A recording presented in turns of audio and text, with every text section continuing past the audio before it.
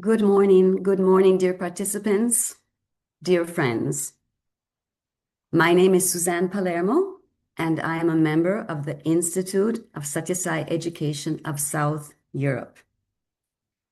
It is truly a great pleasure and honor for me to greet you all and to welcome you to today's session, which is session 3 of the new round of Course 1, Module 2 of the ISSE-SE Education in Human Values program.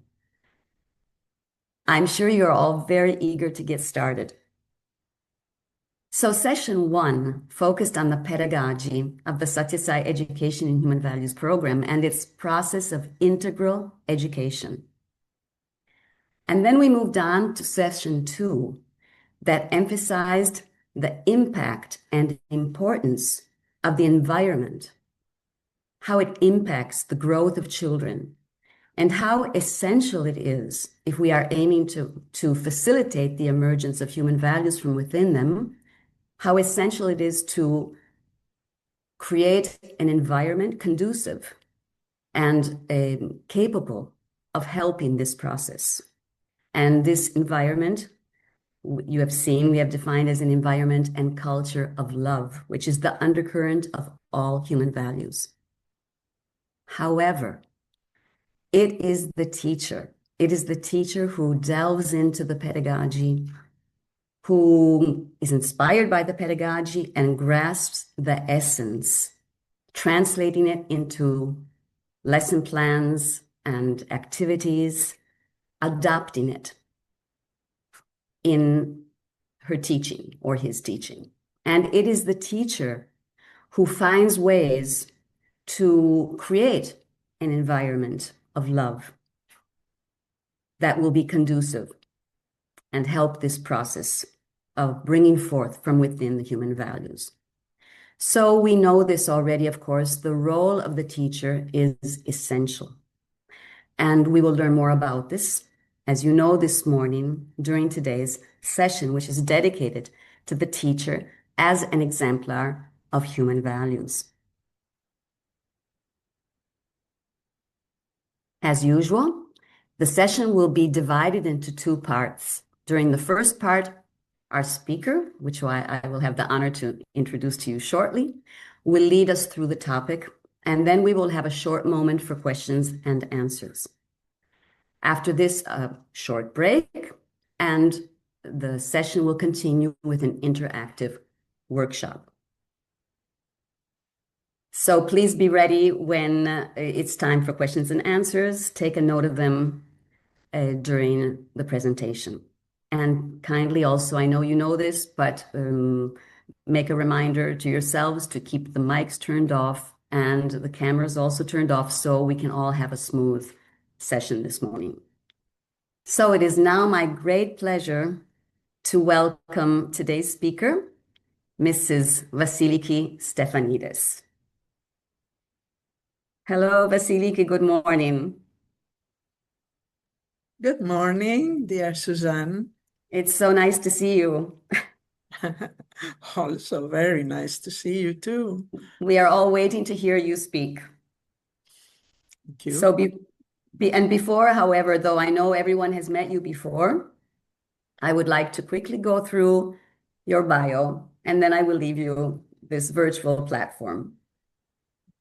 So Vasiliki Stephanides was born in Athens, Greece, and still lives there today. She studied business administration and economics at the American College of Greece, which is the Deary College, and then continued her graduate studies at the Boston College, USA, at the University of Arkansas College, USA, and at the University of Oxford in the United Kingdom. She also attended seminars in management and in business ethics at the Harvard Business School in the USA. Vasiliki has taught business administration at the American College of Greece, the Deary College, where she is now Professor Emeritus.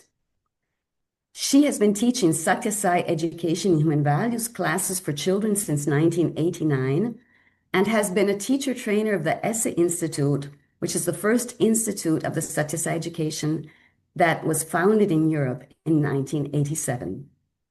She has participated in Satyasai Education Human Values training programs conducted in various countries in Europe since 1992. Vasiliki has been a faculty member of the Institute of Satyasai Education of South Europe since its founding in 2009. And in addition to seminars given out in Europe, she has also given presentations in many other places, such as Polytechnic Institute of Auckland in New Zealand, the Deary College Continuing Education Program, the Satyasai University in India, the University of Economics in Athens, and at the Greece Productivity Center. Vasiliki is, last but not least, the co-founder in Athens of the Satyasai Center of Human Values, which is an initiative that was developed jointly with George Bebedelis. So now, my dear Vasiliki, I would like to kindly ask you to take over and inspire us with your lovely presentation. Thank you so much. Thank you very much, dear Suzanne, for your very kind introduction.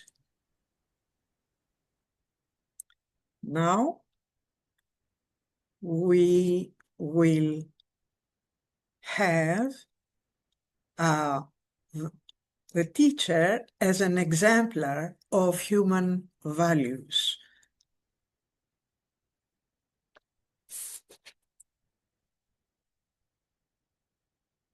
At the heart of the system of Sai education is the teacher. As Satya Sai says, the teachers reveal the direction and the goal. Students pave the way and journey into the future.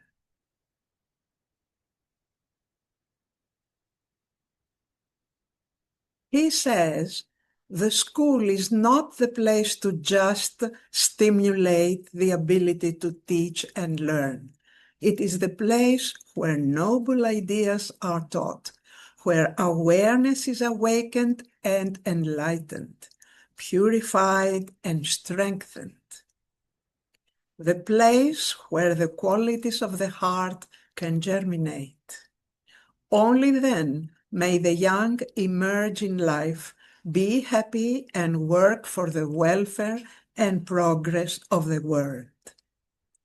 The teacher's first duty is to cultivate the virtues in the pupils' hearts. This is much more important than promoting study. Here we see that Albert Einstein also said, it is indispensable for students to acquire an understanding and a vivid sense of values. They must achieve an intense sensitivity for what is beautiful and morally good. Otherwise, with mere specialist knowledge, they will eventually look like a well-trained dog, rather than a person who has grown up harmoniously. Now, often we may ask people, what do they think a teacher's duty is? And any erudite person would tell us a teacher is someone who helps others learn by imparting knowledge, skill, and values. He guides and facilitates learning in various subjects, ranging from academic topics to practical life skills. Let us see what qualities a person thinks of a teacher. A teacher must be knowledgeable. He is well-versed in the subject he is teaching. He has a deep understanding of the content and is capable of explaining complex ideas in a way that students can understand. He thinks also that he is effective communicator, of course. He wants to be understood as he intended. He looks for feedback from his students to make sure that he is understood. A good teacher communicates clearly and effectively. He knows how to present information in a way that is engaging and easily grasped by students' questions and concerns attentively.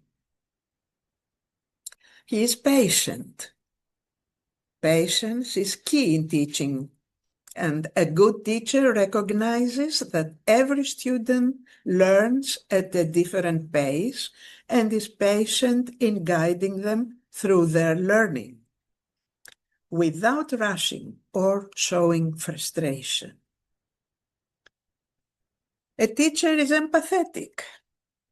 He understands the challenges that students may face, whether it is with the material, personal struggles, or external circumstances. They create the teachers an inclusive, supportive learning environment. A teacher is adaptable. Each class or student is different, so he is flexible in his approach.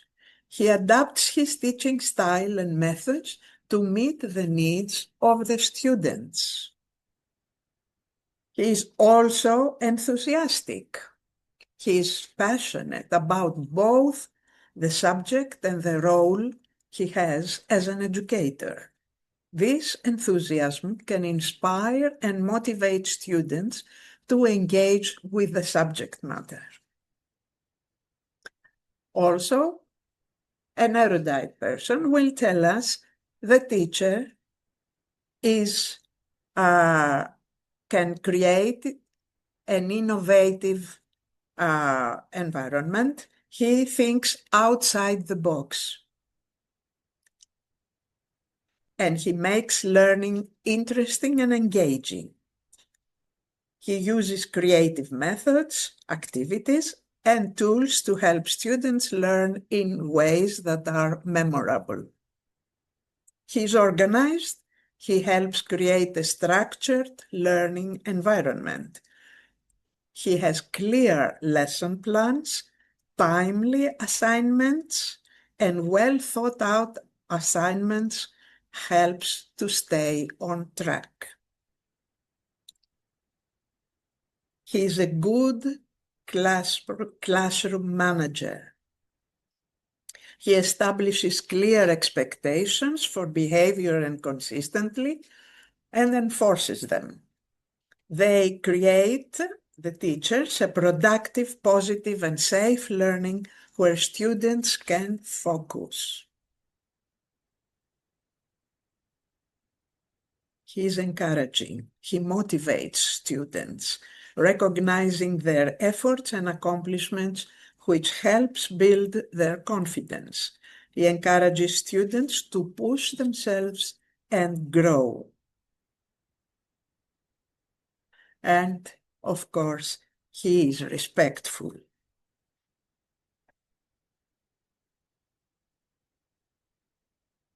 Now, I would like to ask, why do we need teachers to teach by example? Humans, especially children, learn far more from what they see than from what they are told. We tend to copy as humans what we see. It is easier to understand something when we see being done, for instance, showing how to solve a math problem, demonstrating how to speak respectfully in a discussion, modeling how to stay calm when we feel frustrated, and how to handle a disagreement. All this can reduce ambiguity. Actions teach faster than explanations.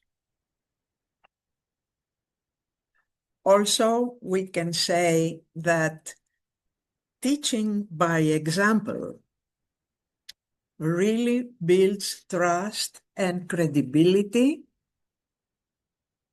reinforces learning more effectively, students follow a living lesson, promotes character building, and values such as discipline, respect, kindness, cooperation are better learned by watching adults practice them consistently. Next, please. However, ISSSE-SE says, teachers must work in an atmosphere of love and trust and truth, not hate and falsehood. They must move among the children happy and content, not angry and sullen. Then only can they radiate love.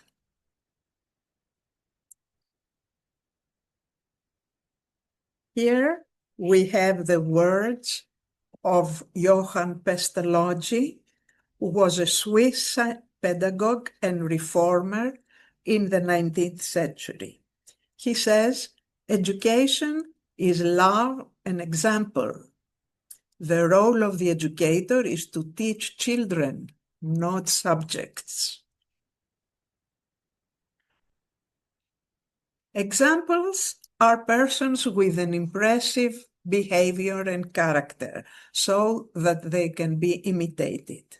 Some of their characteristics are sacrifice, helping others, support of socially disadvantaged people, be just, have justice,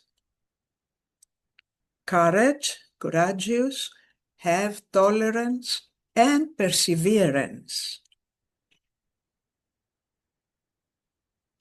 Examples can be holy people, historic personalities, teachers, parents, and anyone who is in a position to give information and show values to children or adults.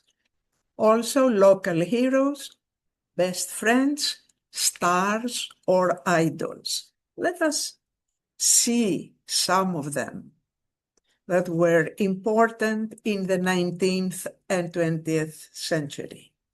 Here we see Leo Tolstoy and his wife, who was a 19th century Russian writer. Mother Teresa, who lived until 1997. She was of Albanian ethnicity, a Roman Catholic nun, winner of Nobel Prize for Peace in 1979. Mahatma Gandhi, political and ideological leader of India, who lived until 1948. Martin Luther King, leader in African American civil rights. He lived until 1968.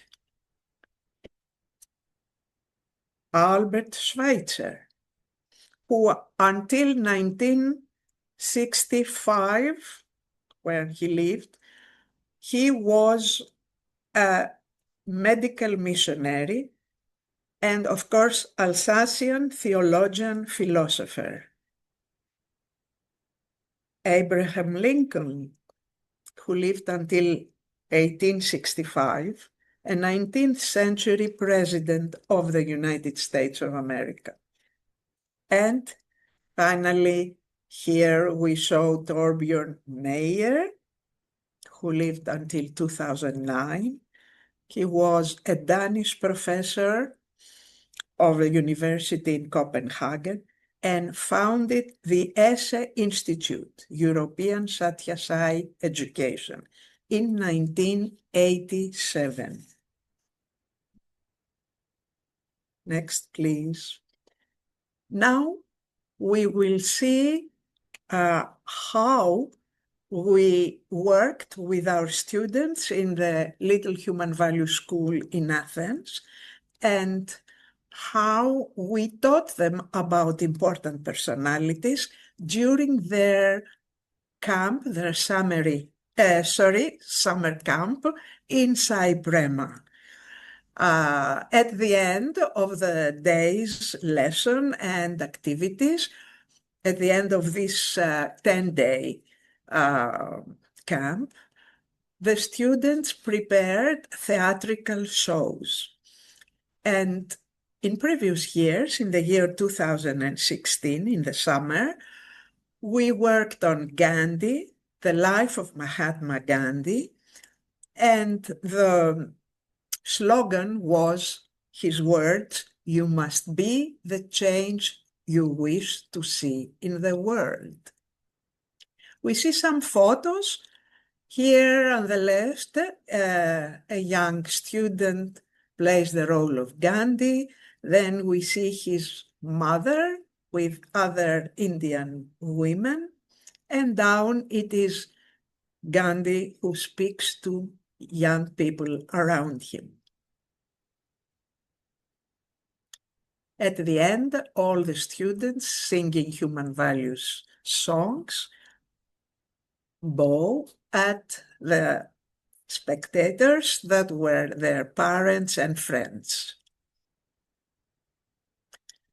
Another summer in 2017, we worked on the life and work of Albert Schweitzer, who was a missionary and worked in Africa. In the photos next, we can see the hospital, the first hospital in Africa that he created, and how he worked there and spent his life. Another summer, 2018, we taught the life and teachings of Sri Satya Sai Baba. In the photos, you see his mother sitting and reading, and the motto at that time was "Help ever, hurt never."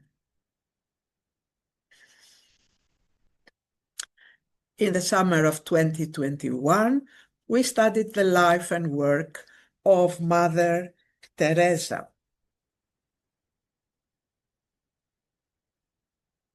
As you can see, she is working with people in Calcutta that were ill,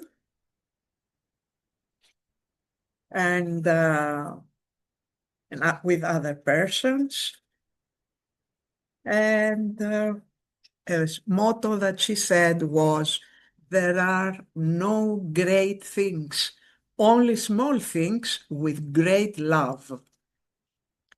At the end of the presentation of the theatrical show, again, our children sing human values songs in front of the audience. Now, in a research work that was done in the year 2006 in Berlin, we found that the reasons we need examples are for orientation, and that was 30%, inspiration, 28%, emulation or imitation, 18%, and courage, 14%.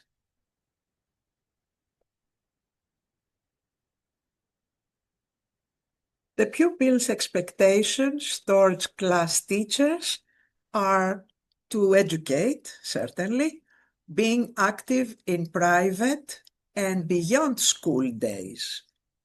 We need to have our teachers even beyond school days with us, to help us with problems, to be an example, an authority, to organize cultural events, and being an advocate of the child.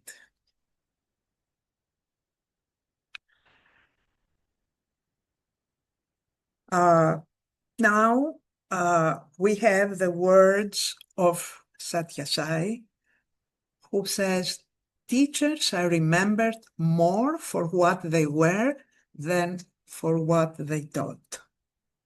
At this moment, I would like to give you some of my experiences as a teacher in Diri College, where I have been working and teaching for many years, My subject was management, and I taught with them dharmic management, taking many sentences and examples of Satyasai that children liked very much. I also asked a visitor to speak to them, and that was Mr. George Bebedelis, or rather Dr. George Bebedelis. As an extracurricular activity, he would speak to them on Aristotle and ethics. Then I remember, and that's something that makes me happy, when a student came to me at the beginning of the semester who had already passed the course and asked permission if he could stay in class again because he enjoyed and liked very much the group work we were doing in ethical action. The course was called Ethical Action in Business. We had other extracurricular activities, such as a group of students with me. We would go on Saturdays to visit children in the orphanage, to play with them, to study with them, and spend good times. Or we visited old people in pension house to speak with them. Especially, I remember once we had them all in a Pullman bus of the school, because the school gave to our club a bus. He paid for he gave us money and we hired the bus, took the old people to a nice place near the sea in Marathon in Athens. We had tea or coffee together. The students sat with them in various tables. And after, what they told me was that the older people were very happy and gave them wishes for their life. Another extracurricular activity was to go with a group of students and plant trees in areas where they were burned by fire. Needless to say that at the end of the year, when prizes were given to various clubs of the college, we got the first prize. The club was called Community Contribution Club. I can also here mention a beautiful story about the professor in the United States.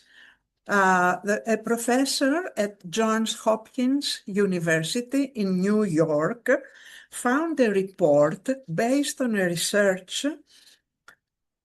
15 years ago. And this report was about 120 students of an underprivileged suburban area in New York. And it was found that many of them, even 90%, afterwards spent their life in jail. Now, this professor wanted to make the research 15 years later and asked the students to try and find those people that were in jail. They could not find them all. They found only 4 of that group in jail. And the professor wondered who would be their teacher that helped them, so that only 4% now would go to jail. They searched and found an old lady who was their teacher, and they asked her, the question was only one question: what was the method that she used to her teachers, to her students? And she answered with only one sentence. And she said, I just loved them.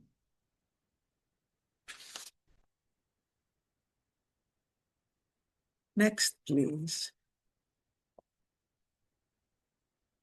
The importance of a teacher's character Swami says, your character is the best tool for the profession you have entered upon. Your learning is, of course, valuable, but one can excuse a little less of it. Character, on the other hand, must be 100% perfect. As he always said to us, first be the person, be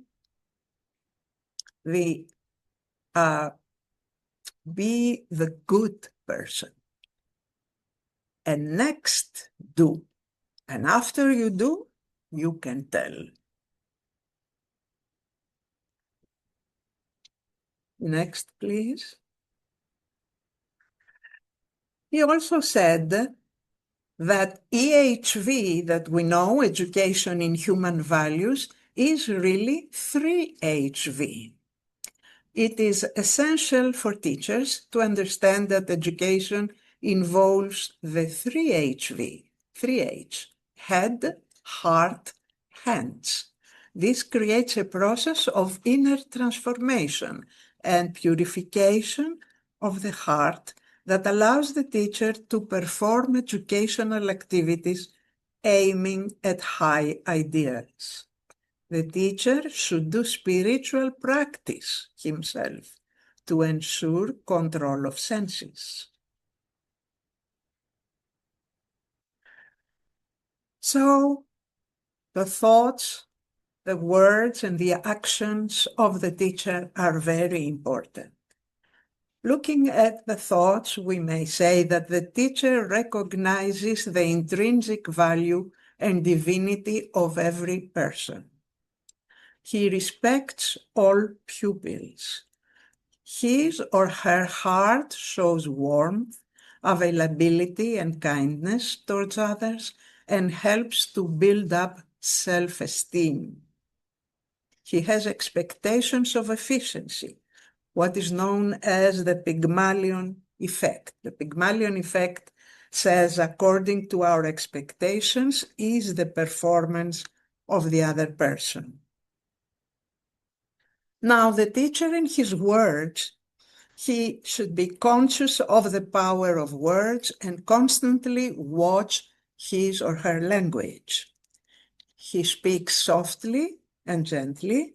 He uses words of encouragement and support. He speaks with confidence.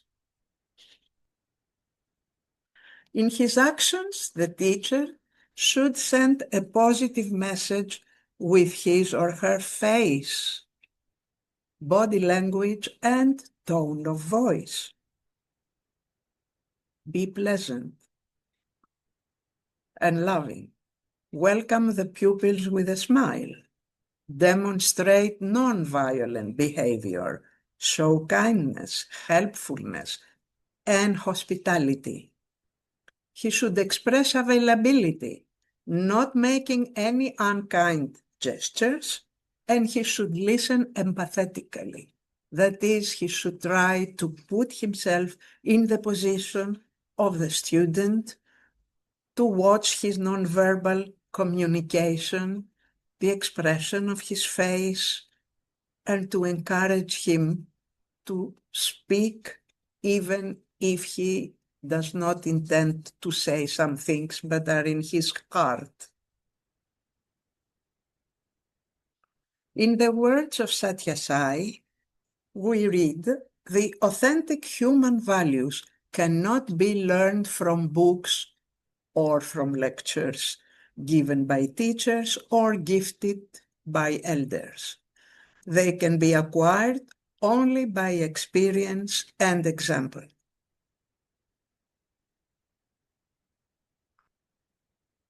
The first essential condition for a teacher is to maintain inner purity, inner heart that is pure. As the water in the tank, so will be the water in the tap, Swami Sai says. As the teacher, so the pupil. If a student has a defect, he alone suffers. But if a teacher has a flaw, many students can be contaminated. Also, teachers can be pupils too. So he says to the teachers, consider yourself also as a student and take it as your spiritual practice. You will have to proceed patiently, slowly, steadily, but earnestly.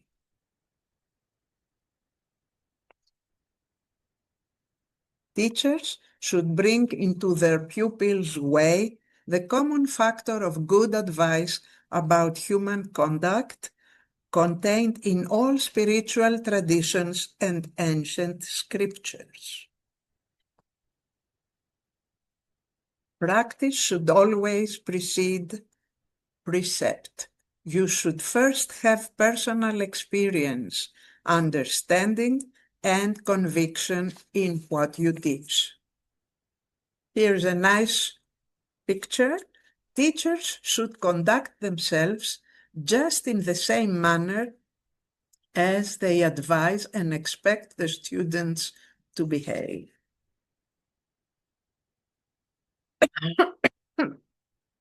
Here we see the words of Confucius, who lived in the 5th century before Christ. He was a Chinese philosopher, teacher, and political thinker. His moral philosophy shaped East Asian civilization for over 2 millennia. He said, "Tell me, and I will forget it. Show me, and I will remember. Let me do it, and I will keep it in my memory." Finally, it is a very beautiful letter that Satya Sai wrote to the teachers. Let us look at this letter. Dear teachers, teaching is the noblest of professions. It is also the holiest spiritual practice for self-realization, for it involves the cultivation of selfless love and the showering and sharing of that love. You mold the rising generation into self-confident, self-reliant, self-conscious persons. You are the architect of happy homes, prosperous communities, and peaceful nations. Teachers need not only to equip themselves with the knowledge and skills to inform and instruct, but also the vision and insight to inspire and transform.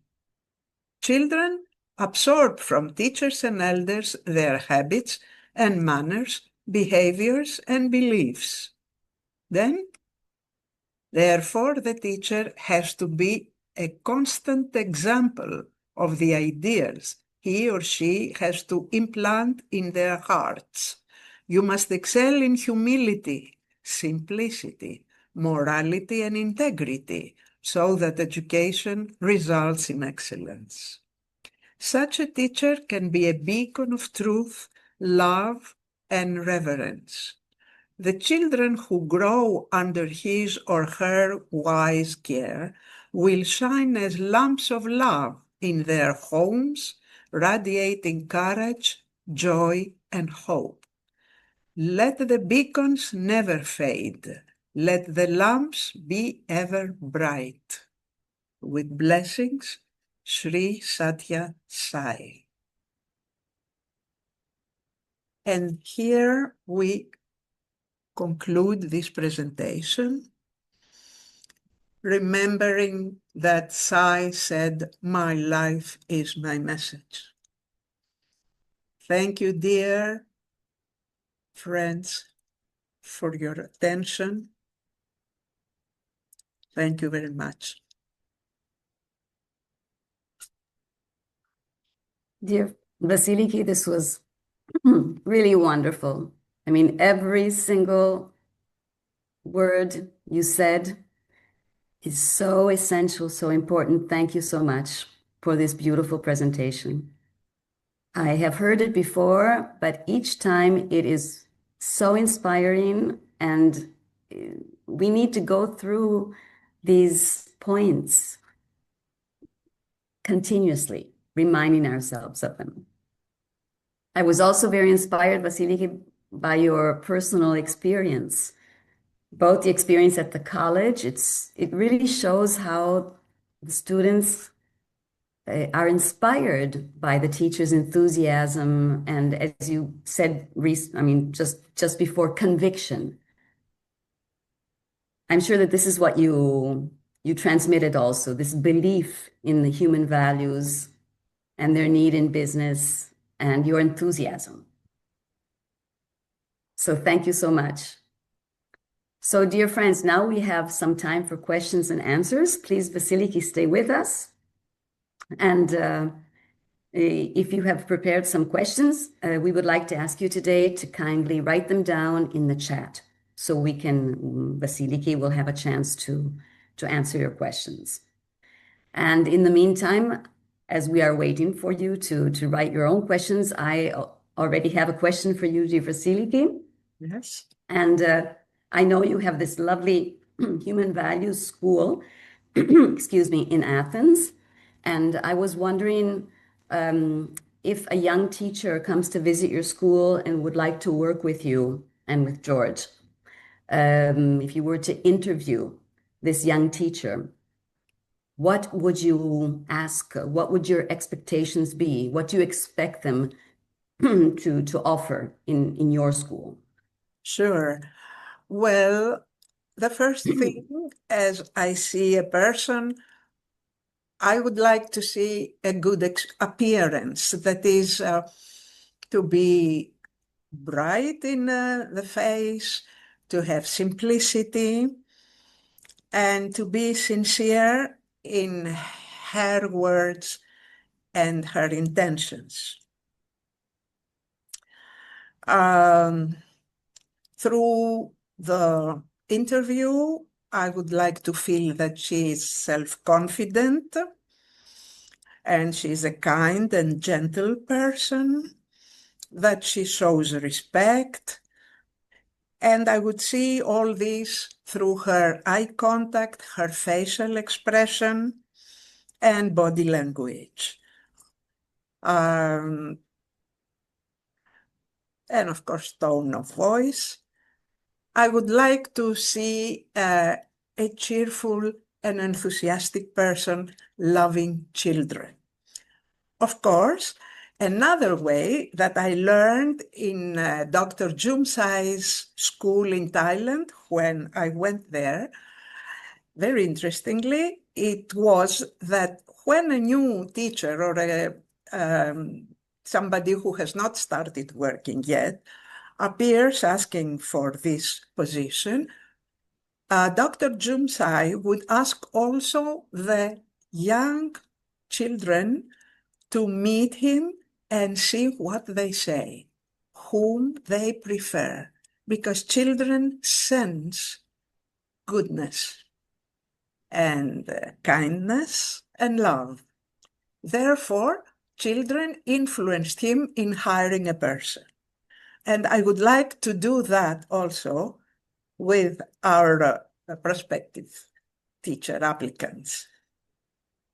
That's wonderful. I had heard about this. It's the children just flock to the teachers or the to-be teachers because they sense, as you say, this energy of love and this kindness, and they are attracted to this because they are looking for this, they need this, and they know it. So it's wonderful. I would like, yes, I would like to remind him that he remembers not to teach a subject, but to teach persons. Exactly.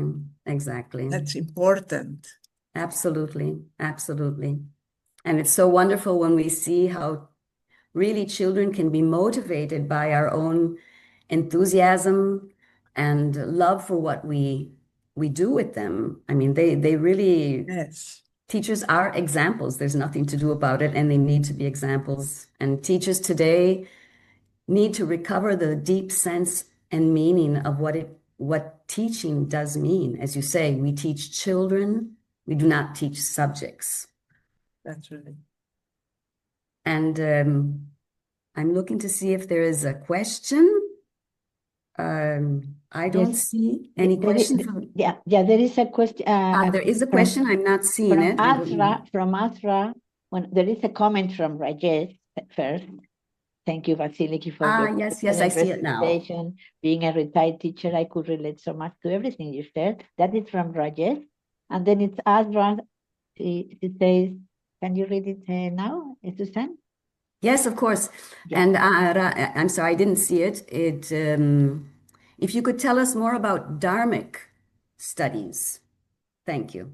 Yes, a very interesting subject. Management is how the manager organizes, of course, the work in the office, and leaders are the ones that guide person. But a manager, in doing so and in his contact with his employees, should follow the rules of Dharma.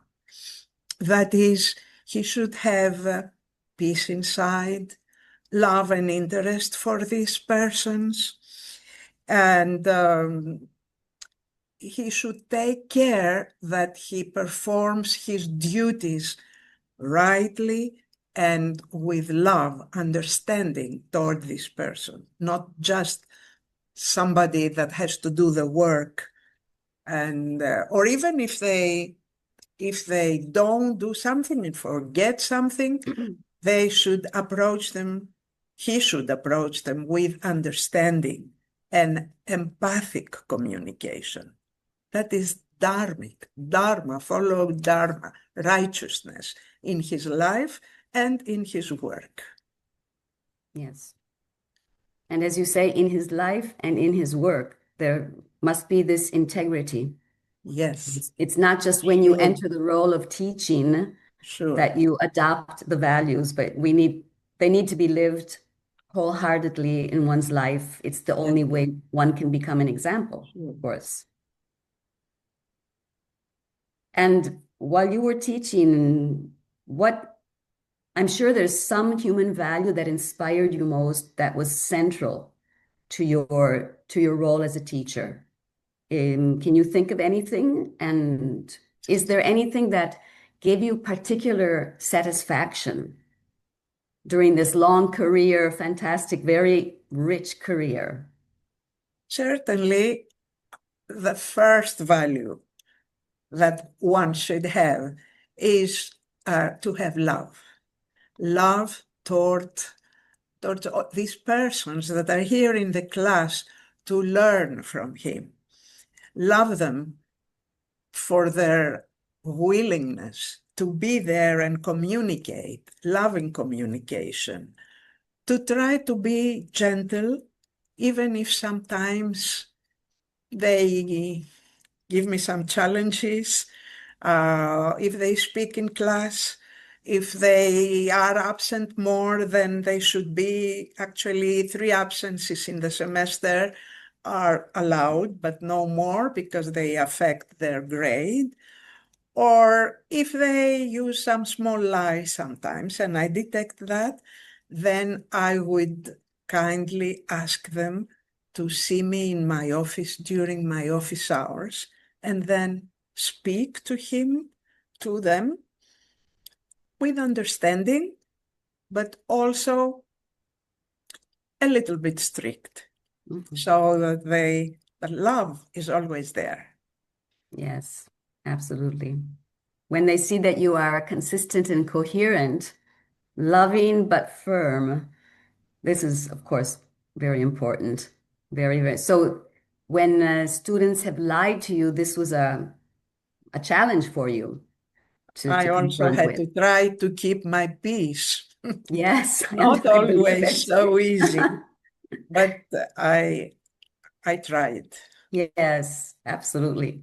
And we know how impacting teachers are on students. You read this before.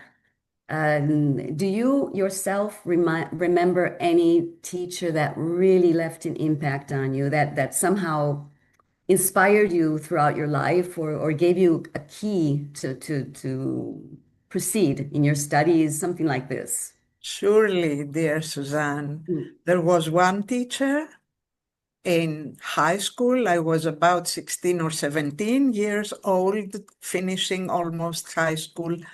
A lady, she was teaching us literature, but beyond that, she would speak to us about how to face life, how to have goodwill, and she encouraged us in a way that when we had a problem, for instance, I had a problem in my life, not in school, how to act, how to behave. Then she invited me in her house. I visited her. We had tea together, Oh, and then lovely. she had all the time to really show me a loving understanding and guidance. I Yes. always remembered her. And once I met her at a school dinner after many years, and she was an old lady at the time. And I told her how much I appreciated her as a person and how much I loved her and never forgot her. How lovely. What a lovely story. I'm sure that she was extremely happy to hear you say that. This was a wonderful opportunity to meet her and be able to thank her after so many years. This is really very, very, very Always beautiful. remember her sweet smile and willingness to be close to us. Yes, how lovely. So this is really a gift, something we receive and we remember forever, and that is formative for us. Very, very beautiful, beautiful story. Thank you. And thank you so much again, Vasiliki, for your presentation. I think we are nearing the moment of our break. So in a short while, we will have almost a 10-minute break. We will meet at 11 o'clock. I would like to use this 1 minute just to say goodbye to everyone, because I will not, unfortunately, be able to continue with the meeting with you as I have another commitment. But I wish you a wonderful workshop. And now a few minutes of break, and then we will see each other again soon. So I leave you to the rest of the team, thanking Vasiliki again for your wonderful presentation, very We thank inspiring. you, dear Suzanne, for your wonderful contribution. Thank you again. So we will meet, you will meet again at 11 o'clock. Thank you.